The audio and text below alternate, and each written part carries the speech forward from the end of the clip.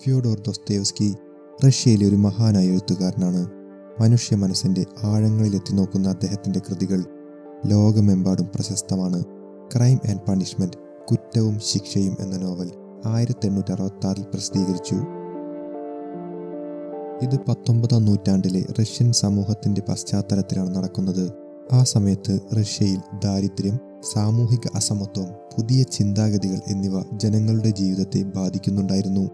ഈ പശ്ചാത്തലത്തിലാണ് അദ്ദേഹം ഈ നോവൽ എഴുതിയത്. ഇത് മനുഷ്യ മനസ്സിൻ്റെ ആഴങ്ങളിലേക്കുള്ളൊരു യാത്രയാണ്. റാസ്കോൾനിക്കോവ് സെന്റ് പീറ്റേഴ്സ്ബർഗിലെ ഒരു യൂണിവേഴ്സിറ്റിയിൽ നിയമ വിദ്യാർത്ഥിയാണ്. പക്ഷേ കടുത്ത ദാരിദ്ര്യം കാരണം അവൻ പഠനം ഉപേക്ഷിക്കാൻ നിർബന്ധിതനാകുന്നു. ഒരു 5 നില കെട്ടിടത്തിൻ്റെ മുകളിലുള്ള ഇരുണ്ട തട്ടിൻ പുറത്ത് ചെറിയൊരു മുറി അവൻ വാടകയ്ക്ക് എടുത്തിട്ടുണ്ട്. മിക്ക സമയവും അവൻ തനിച്ചായിരിക്കും. ആ മുറിയിൽ ആഴത്തിലുള്ള ചിന്തകളിൽ മുഴുങ്ങിയിരിക്കും. അഹങ്കാരിയും ഇൻട്രോവേർട്ടുമാണ് റാസ്കോൾനിക്കോവ്. വലിയ അഭിമാനി. എന്നാൽ വാടക കുടിശ്ശിക കൊടുക്കാൻ പണം ഇല്ലാത്തതുകൊണ്ട് വീട്ടുടമസ്ഥ കാണാതെയാണ് മുറിയിലേക്ക് വരുന്നതും പോകുന്നതും. കുറഞ്ഞ വേതനമുള്ള ജോലികൾ ചെയ്ത് ജീവിക്കാൻ ആഗ്രഹമില്ല. പകരം അമ്മയും സഹോദരിയും അയക്കുന്ന ചെറിയൊരു ധനസഹായം ആശ്രയിച്ചാണ് അവൻ കഴിയുന്നത്. കടങ്ങൾ കുന്നുകൂടിയപ്പോൾ റാസ്കോൾനിക്കോവ് അലിയോന എന്ന പണയക്കാരിയുടെ അടുക്കൽ തൻ്റെ പരേതനായ അച്ഛൻ്റെ ഒരു വാച്ച് പണയപ്പെടുത്തുന്നു. അലിയോന സ്വാർത്ഥയായ ഒരു വൃദ്ധയാണ്. മറ്റ് പണയക്കാരേക്കാൾ വളരെ കുറവ് വില പറയും. കൂടാതെ അമിതമായ പലിശ പിരിച്ച് കരാറുറപ്പിക്കുകയാണ് അവർ ചെയ്യുന്നത്. വേറെ വഴിയില്ലാത്തതുകൊണ്ട് ആ വാച്ച് അവിടെ പണയം വെച്ചു. ഈ സ്ത്രീയെ റാസ്കോൾനിക്കോവ് സമൂഹത്തിന് ഒരു തരത്തിലും നല്ലതൊന്നും ചെയ്യാത്ത ആളായിട്ടാണ് കാണുന്നത്. അവളെ ഇല്ലാതാക്കി അവളുടെ പണം സ്വന്തമാക്കിയാൽ അത് അവൻ്റെ പഠനത്തിനായി ഉപയോഗിക്കാൻ കഴിയുമെന്ന് അവൻ വിശ്വസിച്ചു. എന്നാലും അവൻ യഥാർത്ഥത്തിൽ ഇതൊന്നും ചെയ്യില്ലെന്ന് അവനറിയാം. അവൻ്റെ മനസ്സിൽ ഒരു തത്വം കുറെ കാലമായി രൂപപ്പെട്ടിട്ടുണ്ട്. മനുഷ്യരെ രണ്ടായി തിരിക്കാം. ആദ്യത്തേത് സാധാരണ മനുഷ്യർ, ഓർഡിനറി പീപ്പിൾ. ഇവർ സമൂഹത്തിന്റെ നിയമങ്ങളും നീതിയും പാലിക്കുന്നവരാണ്. ഇവർക്ക് മറ്റുള്ളവരുടെ അഭിപ്രായങ്ങളും സമൂഹത്തിന്റെ നിയമങ്ങളും പ്രധാനമാണ്. ഇവർക്ക് കുറ്റം ചെയ്യാൻ അധികാരമില്ല, കാരണം അവർ സമൂഹത്തിന്റെ ഭാഗമാണ്. ഇവർ ജീവിക്കുന്നത് സാധാരണ നിയമങ്ങൾ പാലിച്ചാണ്. അടുത്തതാണ് അസാധാരണ മനുഷ്യർ, എക്സ്ട്രാ ഓർഡിനറി പീപ്പിൾ. ഇവർ സാധാരണ നിയമങ്ങളിൽ നിന്ന് വ്യത്യസ്തരാണ്. ഇവർക്ക് സമൂഹത്തിന്റെ നിയമങ്ങൾ മറികടക്കാനും ആവശ്യമെങ്കിൽ കുറ്റകൃത്യങ്ങൾ ചെയ്യാനും അധികാരമുണ്ടെന്നാണ് റാസ്കോൾനിക്കോവ് വിശ്വസിക്കുന്നത്. ഇവർ മഹാന്മാരാണ്. ഉദാഹരണത്തിന് നെപ്പോളിയൻ. ഇവർക്ക് ലക്ഷ്യം സാധിക്കാൻ വേണ്ടി മറ്റുള്ളവരെ ഉപയോഗിക്കാനോ ഹാനി വരുത്താനോ അവകാശമുണ്ട്. ഇവർ സമൂഹത്തിന് വലിയ മാറ്റങ്ങൾ കൊണ്ടുവരാൻ സാധ്യതയുള്ളവരാണ്. തൻ്റെ സിദ്ധാന്തപ്രകാരം താനൊരു അസാധാരണ മനുഷ്യനാണെന്ന് അവൻ വിശ്വസിക്കുന്നു. ആ ഇടയ്ക്ക് ഒരു ദിവസം റാസ്കോൾനിക്കോവ് അമ്മ അയച്ചൊരു കത്ത് അവൻ വായിക്കുന്നുണ്ട്. അമ്മ തൻ്റെ റിട്ടയർമെന്റ് ഫണ്ട് പണയം വെച്ച് കുറച്ച് പണം കടമെടുത്തിട്ടുണ്ട്. അത് ഈ കത്തിനൊപ്പം ഇവൻ അയച്ചിരിക്കുന്നു. അതോടൊപ്പം സഹോദരി ദുനിയ ഒരു മുതിർന്ന ഭൂമിയുടമയായ സ്വിദ്രിഗൈലോവിന്റെ വീട്ടിൽ ഗവർണറായി ജോലി ചെയ്തിരുന്നതായും അമ്മ പറഞ്ഞു. പക്ഷേ സ്വിദ്രിഗൈലോവ് പലതവണ ദുനിയയെ ഉപദ്രവിച്ചതിനാൽ അവൾ ഒരുവിധം അവിടെ നിന്ന് രക്ഷപ്പെട്ടു. ഒടുവിൽ സ്വിദ്രിഗൈലോവ് തൻ്റെ തെറ്റുകൾ അംഗീകരിക്കുകയും പ്രശ്നം തീർക്കുകയും ചെയ്തു. അതിനുശേഷം ദുനിയ ലൂഷിൻ എന്നൊരു പണക്കാരനും അഭിഭാഷകനുമായ ആളെ വിവാഹം കഴിക്കാനൊരുങ്ങി. ലൂഷിൻ ധനസഹായവും സുരക്ഷിത ഭാവിയും വാഗ്ദാനം ചെയ്തു. ദുനിയ തൻ്റെ സ്വന്തം സുഖത്തേക്കാൾ കുടുംബത്തിൻ്റെ ആവശ്യങ്ങൾക്ക് പ്രാധാന്യം നൽകി. റാസ്കോൾനിക്കോവ് ഇത് വായിച്ചപ്പോൾ അവൻ്റെ മനസ്സിൽ വലിയ സംഘർഷങ്ങളുണ്ടായി. അവൻ്റെ കുടുംബം അവനെ സഹായിക്കാൻ എത്രയോ കഷ്ടപ്പെടുന്നുവെന്ന് അവൻ മനസ്സിലാക്കി. ഇത് അവനെ വളരെ മാനസികമായി ബാധിക്കുന്നുണ്ട്. ഇങ്ങനെ ഇരിക്കെയാണ് പലിശക്കാരി അലിയോണയെ കൊല്ലാനുള്ള ആലോചന വീണ്ടും അവൻ്റെ മനസ്സിലേക്ക് ശക്തമായി ഉയർന്നു വരുന്നത്. അവൻ്റെ ചിന്തയിൽ അലിയോണ ഒരു ദുഷ്ടയും മറ്റുള്ളവരെ ചൂഷണം ചെയ്യുന്ന ആളുമായിരുന്നു. അവളുടെ പണം ദരിദ്രരെ സഹായിക്കാനും തൻ്റെ കുടുംബത്തിനു വേണ്ടിയും ഉപയോഗിക്കാമെന്ന് അവൻ വിശ്വസിച്ചു. ഇതുവഴി താൻ തൻ്റെ സിദ്ധാന്തപ്രകാരം ഒരു അസാധാരണ മനുഷ്യനാണെന്നും സമൂഹത്തിനു വേണ്ടി ഈ കുറ്റകൃത്യം ചെയ്യാൻ അവകാശമുണ്ടെന്നും അവൻ തന്നെത്താൻ ബോധ്യപ്പെടുത്തി. അലിയോണ പോലെ ഒരു ദുഷ്ടയെ ഇല്ലാതാക്കിയാൽ അത് സമൂഹത്തിന് ഒരു ഗുണമല്ലേ? അവളുടെ മരണം ആയിരക്കണക്കിന് ആളുകളുടെ ജീവിതം രക്ഷിക്കുകയോ മെച്ചപ്പെടുത്തുകയോ ചെയ്യുന്നുവെങ്കിൽ അത് ന്യായീകരിക്കാവുന്നതാണ് എന്നായിരുന്നു അവൻ്റെ തത്വം. ഇതിനൊപ്പം അവൻ മുമ്പ് കേട്ട ഒരു സംഭാഷണം അവൻ്റെ മനസ്സിലേക്ക് ഓടിയെത്തി. ഒരു യുവാവ് അലിയോണയെ ഒരു ക്രൂരയാണെന്നും അവളുടെ സഹോദരിയായ ലിസവെറ്റയെ ദയനീയമായി പീഡിപ്പിക്കുന്നുവെന്നും പറഞ്ഞു. എന്നാൽ ലിസവെറ്റ സ്നേഹത്തോടെയും ആദരവോടെയും പെരുമാറുന്ന ഒരു സാധുവായ സ്ത്രീയായിരുന്നു. ഈ സംഭാഷണം അലിയോണ ഒരു ദുഷ്ടയാണെന്ന് റാസ്കോൾനിക്കോവിനെ ദൃഢമായി വിശ്വസിപ്പിച്ചു. അവളെ കൊല്ലാനുള്ള തീരുമാനത്തെ ന്യായീകരിക്കാൻ ഇത് ഏറെ സഹായിച്ചു. പെട്ടെന്നാണ് ആ വിവരം അവൻ്റെ ചെവിയിലെത്തിയത്.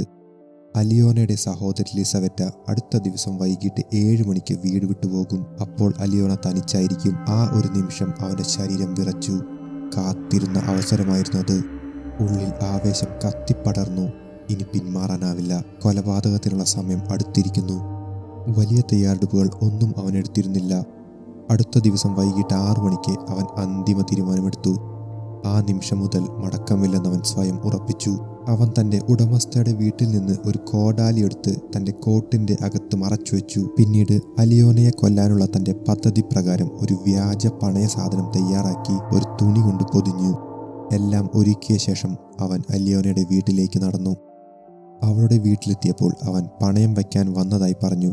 അലിയോന അവൻ കൊടുത്ത തുണിപ്പെട്ടി അഴിച്ചെടുക്കാൻ തുടങ്ങി. അവളുടെ ശ്രദ്ധ മുഴുവൻ അതിലായിരുന്നു. അതേസമയം റാസ്കോൾനിക്കോവ് തൻ്റെ കോടാലി ഉയർത്തി ഒറ്റ വെട്ട് അലിയോനയുടെ തലയ്ക്ക് പിന്നിൽ കഠിനമായി പ്രഹരിച്ചു. അവൾ താഴെ വീണു. രക്തം ചീന്തി. അവൾ മരിച്ചിരിക്കുന്നു. അവൻ ശ്വാസം അടക്കിപ്പിടിച്ചുകൊണ്ട് അവളുടെ കിടപ്പുമുറിയിലേക്ക് കടന്നു. വിലപിടിച്ച സാധനങ്ങളെല്ലാം എടുത്തു. എല്ലാം കഴിഞ്ഞപ്പോൾ അവൻ ഒരു കാര്യത്തിൽ പിഴച്ചു എന്ന് മനസ്സിലാക്കി. വാതിൽ പൂട്ടാൻ മറന്നിരിക്കുന്നു. അവൻ്റെ ഹൃദയം വേഗത്തിലടിച്ചു. അപ്പോഴേക്കും ലിസവറ്റ വീട്ടിലെത്തിയിരുന്നു. അവൾ അകത്തേക്ക് കയറി വന്നു. അവളുടെ കണ്ണുകൾ വിടർന്നു. സഹോദരി അലിയോനയുടെ രക്തം പുരണ്ട നിശ്ചലമായ ശരീരം. അവൾ നടുങ്ങി. ഒരു ശബ്ദവുമില്ല. റാസ്കോൾനിക്കോവിൻ്റെ മനസ്സ് പിടഞ്ഞു. ഇത്ര പെട്ടെന്ന് അവൾ തിരിച്ചെത്തുമെന്ന് കരുതിയിരുന്നില്ല. ഒരു നിമിഷത്തെ ആലോചനയ്ക്ക് പോലും സമയമില്ലായിരുന്നു. രക്തം പുരണ്ട കോടാലി വീണ്ടും ഉയർന്നു. ലിസവറ്റയുടെ നേർക്ക് ഒറ്റ വെട്ടിന് അവളും നിലംപതിച്ചു. 2 മൃദുശരീരങ്ങൾ. ദുഷ്ടയായ അലിയോനയും നിഷ്കളങ്കയായ സഹോദരി ലിസവറ്റയും. അവൻ ആരും കാണാതെ ഒരു ശബ്ദവുമില്ലാതെ തൻ്റെ മുറിയിലേക്ക് തിരിച്ചു. അവൻ്റെ ഹൃദയം പൊട്ടിത്തെറിക്കുകയാണ്. കൈകൾ വിറയ്ക്കുന്നു. രക്തം കയ്യിൽ പുരണ്ടു നിൽക്കുന്നു. അവൻ ഒറ്റപ്പെട്ടു. മുന്നോട്ടോ പിന്നോട്ടോ ഒരു വഴിയുമില്ല. അവൻ്റെ ജീവിതം ഇനി ഒരിക്കലും മുമ്പത്തെ പോലെയാകില്ല. എല്ലാം തകർന്നു കഴിഞ്ഞിരിക്കുന്നു. കൊലപാതകത്തിന് ശേഷം റാസ്കോൾനിക്കോവ് തൻ്റെ മുറിയിൽ ഭ്രാന്തനെ പോലെ അലയുകയാണ്. തെളിവുകൾ ഒളിപ്പിക്കാൻ അവൻ ശ്രമിക്കുന്നുണ്ട്. പക്ഷെ മനസ്സ് കുഴഞ്ഞു മറിഞ്ഞു പോകുന്നു. പെട്ടെന്ന് കഠിനമായ പനി അവനെ പിടികൂടി. കൂടാതെ അവൻ അപസ്മാരത്തിലേക്ക് വീഴുന്നു. കണ്ണുകൾ കറുത്തു. അവൻ ബോധരഹിതനായി. അടുത്ത ദിവസം പോലീസ് സ്റ്റേഷനിൽ നിന്ന് വിളി വന്നു. അവർക്കെല്ലാം അറിയാം, എൻ്റെ കുറ്റം അവർ കണ്ടുപിടിച്ചിരിക്കുന്നു. അവൻ ഭയത്താൽ വിറച്ചുകൊണ്ട് പറഞ്ഞു. പക്ഷേ സ്റ്റേഷനിൽ എത്തിയപ്പോൾ അവൻ മനസ്സിലാക്കുന്നത് മറ്റൊന്നാണ്. വീട്ടുടമ വാടക ആവശ്യപ്പെട്ടാണ് അവനെ വിളിപ്പിച്ചിരിക്കുന്നത്. ഇത് മനസ്സിലായപ്പോൾ അവൻ്റെ ഭയം അപ്രത്യക്ഷമായി. പെട്ടെന്ന് അവനൊരാശ്വാസം തോന്നി. അവൻ സ്റ്റേഷനിൽ നിന്ന് പോകാനൊരുങ്ങുമ്പോൾ പോലീസ് ഉദ്യോഗസ്ഥർ അലിയോനയെയും ലിസവറ്റയെയും കുറിച്ച് സംസാരിക്കുന്നത് കേട്ടു. ഈ സംഭാഷണം കേട്ടപ്പോൾ അവൻ അത്രമേൽ ഭയന്നു. അവൻ അവിടെ തന്നെ കുഴഞ്ഞു വീഴുകയാണ്.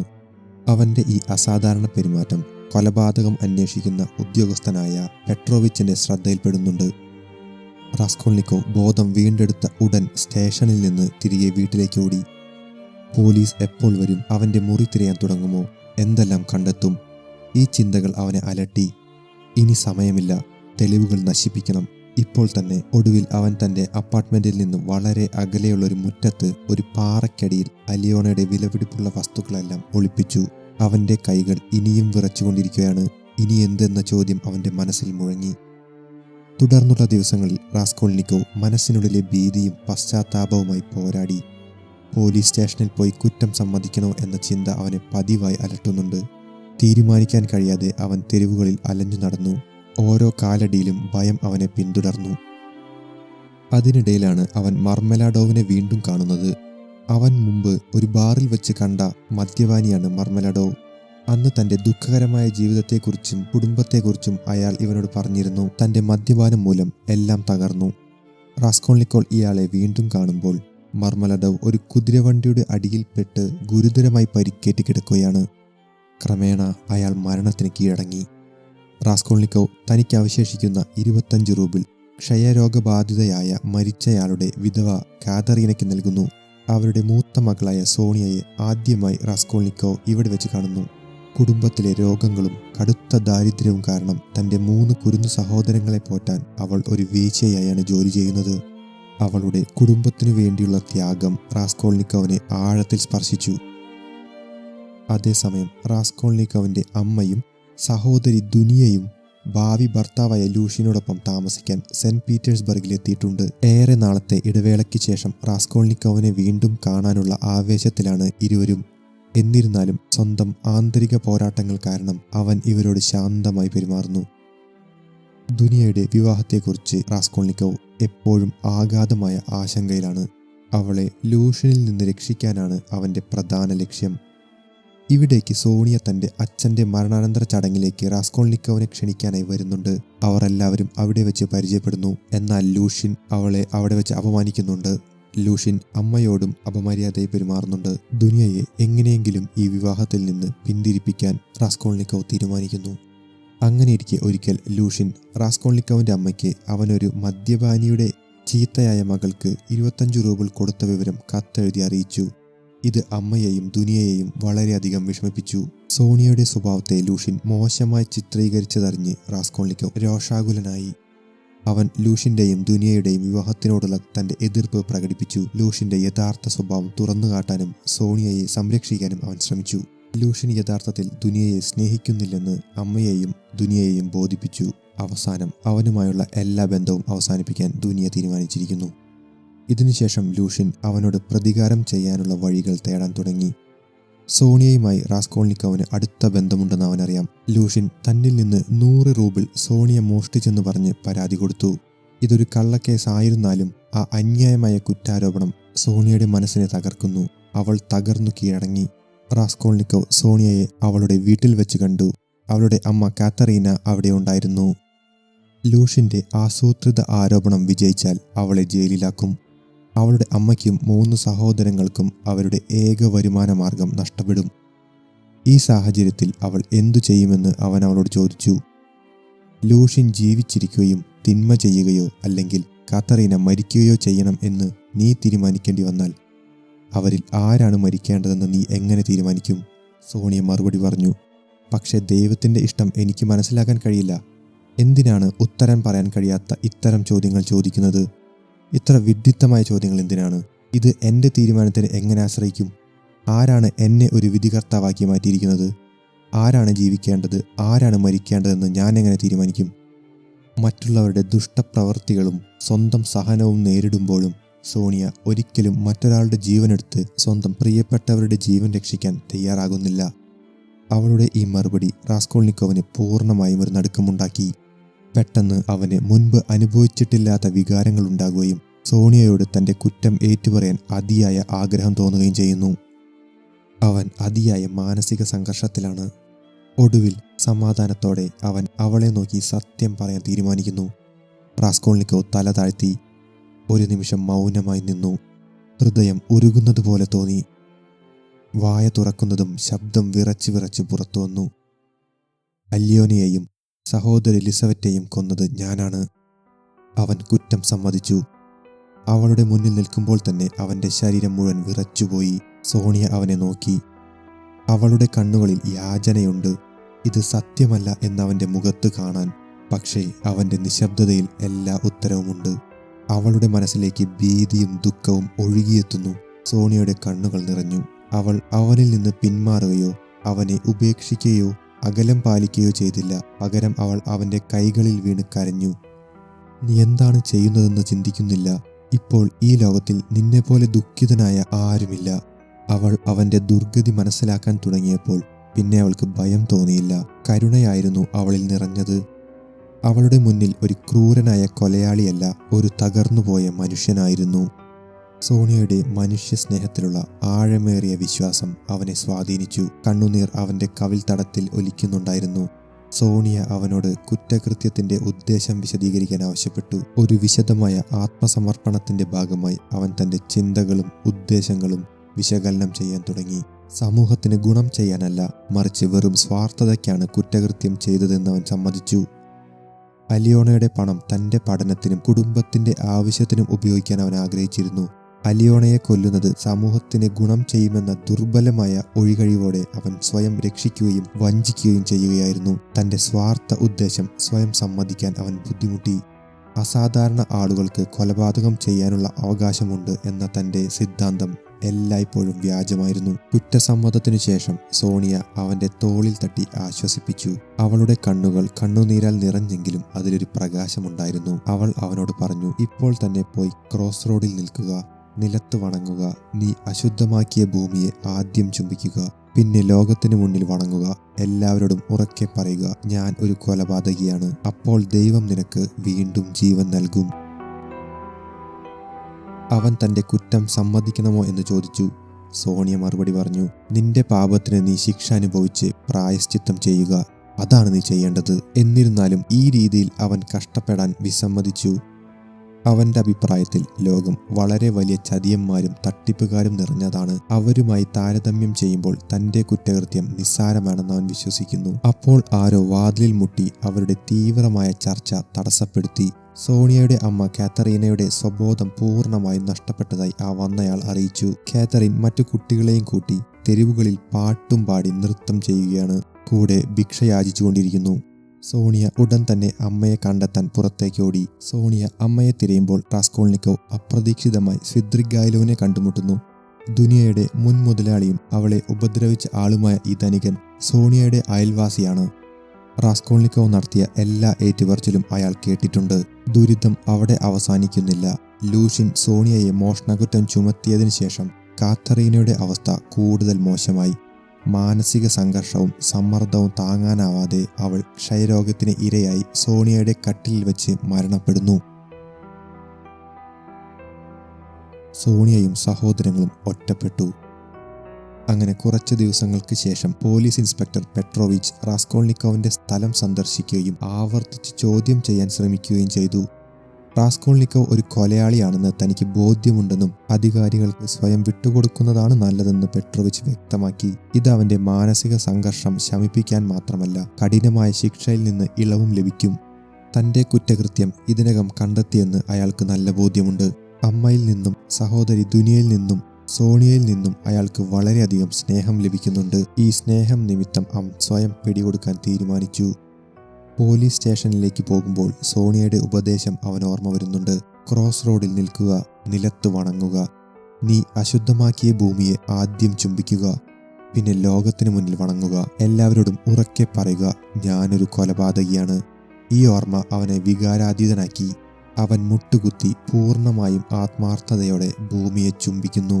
അതിനുശേഷം അവൻ പോലീസ് സ്റ്റേഷനിൽ പ്രവേശിച്ചു. തന്റെ കുറ്റകൃത്യത്തിന്റെ വിശദാംശങ്ങൾ വിവരിച്ചുകൊണ്ട് അവൻ മുഴുവൻ കഥയും ഏറ്റുപറഞ്ഞു. അവനുള്ള ശിക്ഷ വിധിക്കപ്പെട്ടു. സൈബീരിയയിലേക്ക് 8 വർഷത്തെ നാടുകടത്തൽ. സൈബീരിയയിലേക്ക് അയക്കപ്പെട്ടപ്പോൾ ശിക്ഷയുടെ ഭാഗമായി ശാരീരിക കഠിനാധ്വാനം ചെയ്യേണ്ടതുണ്ട്. എന്നിരുന്നാലും റാസ്കോൾനിക്കോവിന്റെ കാര്യത്തിൽ പ്രാധാന്യമുള്ളത് മാനസിക ശിക്ഷയാണ്. അവന്റെ മാനസികവും വൈകാരികവുമായ പീഡനം, പ്രത്യേകിച്ച് അവന്റെ കുറ്റബോധം, കഥയിലുടനീളം അവന്റെ ശിക്ഷയിൽ ഒരു വലിയ പങ്ക് വഹിക്കുന്നുണ്ട്. അങ്ങനെ സോണിയ അവനെ പിന്തുടർന്ന് സൈബീരിയയിലേക്ക് പോകാൻ തീരുമാനിച്ചു. അവിടെ ഒരു തയ്യൽക്കാരിയായി ജോലി കിട്ടി. അവൾ പതിവായി റാസ്കോൾനിക്കോവിനെ സന്ദർശിക്കാറുണ്ട്. പക്ഷേ അവളുടെ സാന്നിധ്യത്തിൽ അയാൾക്ക് എല്ലായ്പ്പോഴും ഒരു ലജ്ജയാണ്. എന്നാൽ സോണിയയാകട്ടെ അവന്റെ ഈ ആറ്റിറ്റ്യൂഡ് സഹിക്കാൻ തയ്യാറായി. അവൾ ദുനിയയിൽ നിന്ന് കത്തുകൾ കൊണ്ടുവന്നു കൊടുക്കാറുണ്ട്. ഒരു കാലയളവിൽ അവൾ അവനെ സന്ദർശിക്കുന്നത് കുറഞ്ഞപ്പോൾ താൻ അവളെ തീവ്രമായി മിസ് ചെയ്യുന്നുവെന്ന് റാസ്കോൾനിക്കോവ് മനസ്സിലാക്കി. ഒരു നീണ്ട ഇടവേളയ്ക്ക് ശേഷം അവൾ മടങ്ങി വന്നപ്പോൾ അവളോടുള്ള തന്റെ സ്നേഹം, അനന്തമായ സ്നേഹം അവൻ തിരിച്ചറിഞ്ഞു. അവർ പരസ്പരം നോക്കുകയും പരസ്പരം ഈ സ്നേഹം പങ്കിടുകയും ചെയ്തു. അങ്ങനെ സോണിയയോടുള്ള സ്നേഹത്തിലൂടെ റാസ്കോൾനിക്കോവ് പുനർജനിക്കുന്നു. റാസ്കോൾനിക്കോവിന്റെ ശിക്ഷാ കാലാവധിയുടെ 7 വർഷങ്ങൾക്ക് ശേഷം അനന്തമായ സന്തോഷം അവരെ കാത്തിരിക്കുന്നുണ്ട്. ഫ്യോഡോർ ദോസ്തോയെവ്സ്കിയുടെ കുറ്റവും ശിക്ഷയും എന്ന നോവൽ മനുഷ്യ മനസ്സിന്റെ ഏറ്റവും ഇരുണ്ട കോണിലേക്കുള്ള ഒരു ആഴമേറിയ യാത്രയാണ്. പാപത്തിനും മോചനത്തിനും ഇടയിലുള്ള യാത്ര. ഈ നോവലിന്റെ ഹൃദയഭാഗം റാസ്കോൾനിക്കോവിന്റെ പാപബോധവും പശ്ചാത്താപവുമാണ്. അവന്റെ അഹങ്കാരം അവനെ അന്ധകാരത്തിലേക്ക് നയിച്ചു. പക്ഷേ സോണിയയുടെ സ്നേഹവും ത്യാഗവും അവനെ പ്രകാശത്തിലേക്ക് തിരികെ കൊണ്ടുവന്നു. റാസ്കോൾനിക്കോവ് തന്റെ കുറ്റം സമ്മതിക്കുകയും ശിക്ഷ സ്വീകരിക്കുകയും ചെയ്യുന്ന നിമിഷം അവന്റെ ജീവിതത്തിലെ ഒരു വലിയ മാറ്റമാണ്. സോണിയയുടെ നിഷ്കളങ്കമായ സ്നേഹം അവനെ തന്റെ തെറ്റുകളിൽ നിന്ന് മോചിപ്പിച്ചു. മനുഷ്യർ എത്ര ബുദ്ധിമാനായാലും നിയമങ്ങളും മനസാക്ഷിയും മറികടക്കാൻ കഴിയില്ല. സ്നേഹവും പശ്ചാത്താപവും മാത്രമേ യഥാർത്ഥ മോചനം നൽകൂ.